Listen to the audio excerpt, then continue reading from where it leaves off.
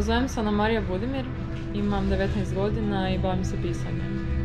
Pa budući da studiram dramaturgiju na Akademiji dramske umjetnosti u Zagrebu, većina mojih zadataka, odnosno radova, se odnosi na ono što dobivam na akademiji. Naravno, pišem i sa strane puno, ali to još nisam imala previše prilike izložiti. Krenula sam nekad u srednjoj školi, ali onda sam se više usmjerila na dramsko pisanje i sad mi ta poezija je, ajmo reći, da se jednako bavim poezijom koliko i dramskim pisanjem. Krenula sam to zato što sam imala potrebu nešto reći.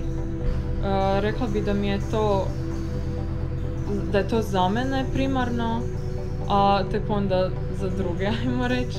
Crpim inspiraciju većinom iz glazbe, ali ne želim da glazba mora stajati uz tekst, nego da tekst bude sam za sebe i da tekstom mogu učiniti nekoga ili sebe da osjeća isto ono što glazba učini da ja osjećam.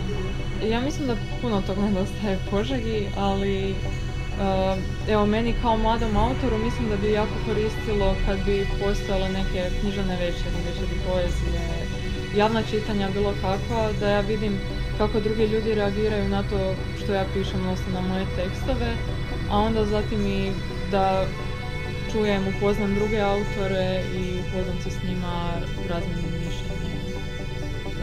Mislim da bi trebale naravno postati neke literarne radionice, radionice pisanja, ali ja bi prije svega toga više poticala čitanje, jer mislim da je i to ono kao problem, jer mislim bez čitanja normalno nema ni pisanja.